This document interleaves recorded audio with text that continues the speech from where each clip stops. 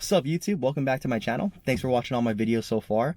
If you haven't already, please like, subscribe, and check out all my videos when they do come out. So for vlog number 5, I got something special. I got Brian Lee's Toyota Supra. It's a 6-speed Targa top. Pretty cool build. He's letting me borrow it so I can do ceramic coating on it. So last year, I've actually already done detail, buff, take all the scratches on this car. Since then, it's been sitting in the garage just collecting dust. So I still have to prep the car before ceramic coat. That's pretty much it. That's the whole point of this video. Yeah, so I'm gonna be focusing on the paint. I'm gonna set up the video so it takes a couple videos of me just like, you know, working on it. Other than that, let's get it started.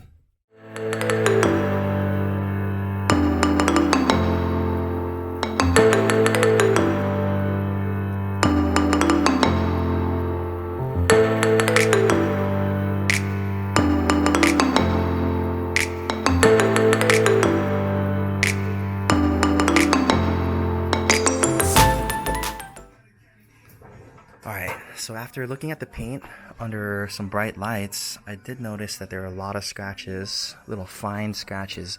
I doubt you can see this in the video, but they're really like micro scratches along the paint, which is not a problem.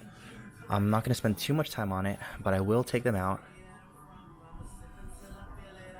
Yeah, I don't think I need to spend too much time just based on how it looks. So yeah, one tip about detailing is when you got the car clean, just spend some time looking at the car, check it out under different lights. So I got this light right here. Let me turn this off. I have different handheld lights too, so I can like actually look into what I'm like a specific focus area, so I can focus on correcting small little things around the paint. But yeah, it's a good tip to do. Other than that, I think the car it's not going to be too bad. Oh, also, another thing to do is touch the paint. If it doesn't have that glass effect, or doesn't feel as smooth, then you have to clean off the surface. So this is definitely not how it felt after I finished buffing it months ago, which is that's what's going to happen over the years, you know, or over time. Dirt will accumulate on top of the paint, but yeah. Oh, check this out. So you can still see the watermarks in that area even after washing. Just fine, no worries. This is what my job is, to fix the paint. So yeah, but I think I'm ready after looking at the whole car. I made some notes, so yeah, I'll be using a torque buffer. And the compounds I'll be using, well, what I have like some 3D stuff. I have 3M, I have Menzerna, and Meguiar's. For this specific job, I'm going to be doing Meguiar's stuff. I'll use 3D for like daily driven cars that I want to look good, but I also don't want to spend a lot of material and money on it, so 3D is actually really good for that. I used to use 3M all the time, which is great, it's good. And same thing with Menzerna. I've been using this for years for like finishing. But my favorite is Meguiar's. It's actually really good. It's tried and true. And also, I would like to say I use a lot of different lights. So I have little flashlights like that. I have flashlights like this. I got actual flashlights. So it just helps to look for the scratches. So yeah, that's my setup. Now let's get to it.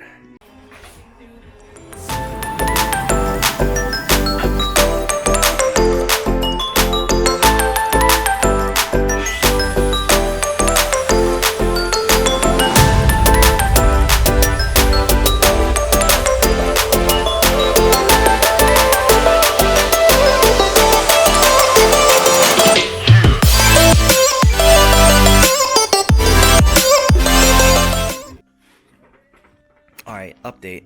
I guarantee you cannot see what I'm doing on this video, but in person, I have managed to take out all the swirl marks, all the little fine swirl marks here that I was talking about.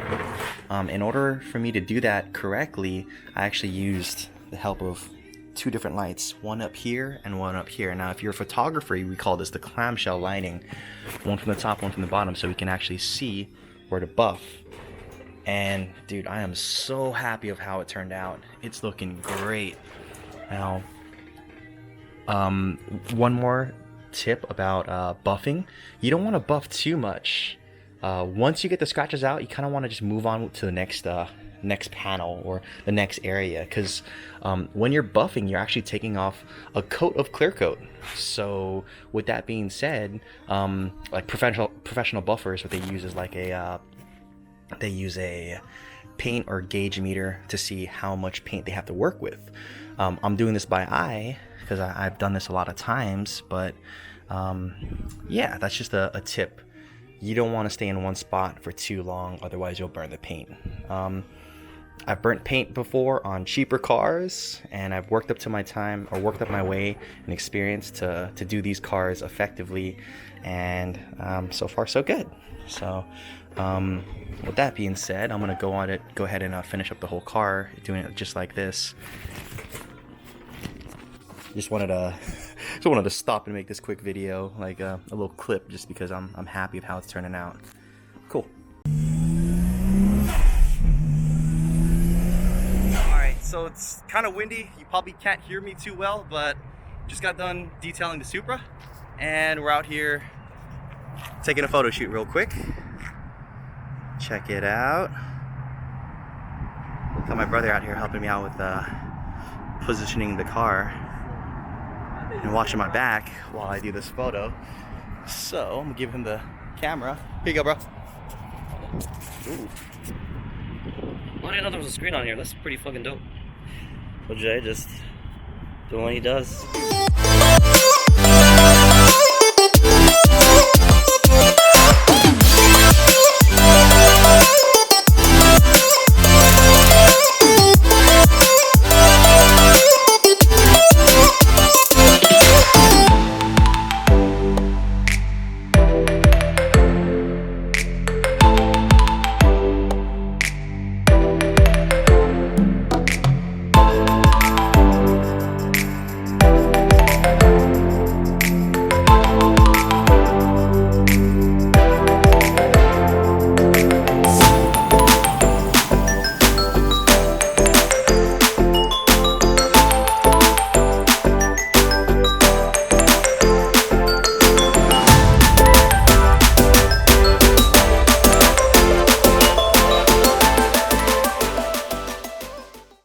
So this is how the car looks after a week or 2 weeks of detailing.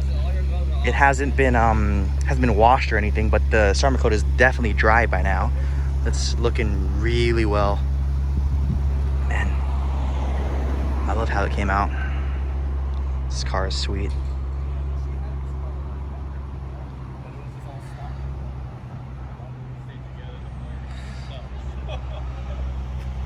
All right, well, this video is pretty much over.